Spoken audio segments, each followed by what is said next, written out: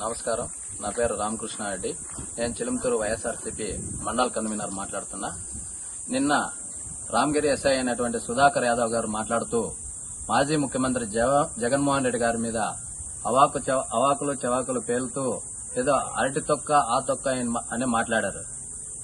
వేల లక్షల కోట్ల మంది అభిమానాన్ని చూరుకున్నటువంటి జగన్మోహన్ రెడ్డి గారి మీద, మాజీ ముఖ్యమంత్రి అయినటువంటి జగన్మోహన్ రెడ్డి గారి మీద మాట్లాడే అర్హత కానీ స్థాయి కానీ మీకు లేదని తెలియజేస్తూ, తర్వాత ఇంకొక విషయం, మీరు నీతి నిజాయితీ గురించి మాట్లాడారు.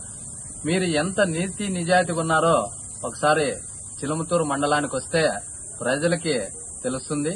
చిలుముతూరు మండలంలో ఈయన కోట్ల విలువ చేసే 4 ఎకరాల భూమిని వాళ్ళ భార్య పేరుతో కొని, ఆ భూమిలో కోట్ల విలువ చేసే కోళ్ల ఫారాన్ని కడుతున్నారు. ఆ కోళ్ల ఫారం కట్టాలంటే ల్యాండ్ కన్వర్షన్ కావాలా, పంచాయతీ అప్రూవల్ కావాలా, ఇవేమీ తీసుకోకుండానే దాంట్లో నిర్మాణాలు చేపడుతున్నారు. తర్వాత ఆ భూమికి ఈడీ అటాచ్మెంట్ లో ఉన్నటువంటి భూముల్లో 100 టిప్పర్లు మన్ను తోలి చదును చేసుకుని కోళ్ల ఫారాన్ని నిర్మిస్తున్నాడు. దాని మీద పేపర్లో కూడా న్యూస్ వస్తే అధికారులు ఎంక్వైరీ చేసి కూడా దాన్ని ఇంతవరకు దాని గురించి ఎటువంటి సమాచారం గాని ఎటువంటి చర్యలు గాని తీసుకోకుండా ఉన్నారు ఇప్పటి వరకు. తర్వాత 16 లక్షలు పెట్టి ఆ కోళ్ల ఫారానికి విద్యుత్ లైన్ వేపిస్తారు.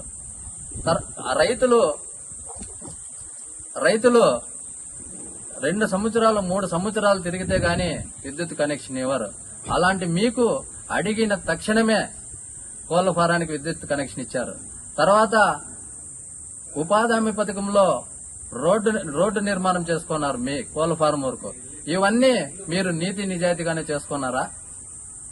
ఇవన్నీ మీరు అధికార నాయకులను అడ్డం పెట్టుకుంటూ చేసుకుంటున్నారు తప్పితే దీంట్లో నీతి నిజాయితీ ఎక్కడుందని చెప్పి ప్రశ్నిస్తున్నా.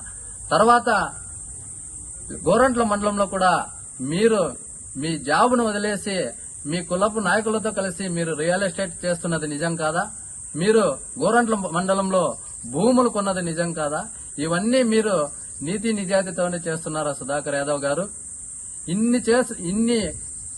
ఈ ప్రకారంగా ప్రజలకు చేస్తున్నటువంటి మీరు ప్రజలకు సమాధానం చెప్పాల్సిన అవసరం ఎంతైనా ఉంది. తర్వాత ఇన్ని అన్యాయాలు ఇన్ని అక్రమాలు చేస్తున్నారని చెప్పి అంటున్నారు. మీరు చేస్తున్నది అన్యాయాలు అక్రమాలు కాదా సుధాకర్ యాదవ్ గారు? కావున దయచేసి మీరు మా నీతి నిజాయితీ గురించి మాట్లాడే ముందు నేనేం చేస్తున్నానని చెప్పి ఆలోచించుకొని మా నాయకుడి మీద మాట్లాడితే బాగుంటుందని తెలియజేస్తూ, ఇన్ని కార్యక్రమాలు ఇలాంటివి చేస్తున్నటువంటి సుధాకర్ యాదవ్ గారి మీద కూడా పై అధికారులు స్పందించి చర్యలు తీసుకోవాలని చెప్పి ఈ సందర్భంగా డిమాండ్ చేస్తున్నాను.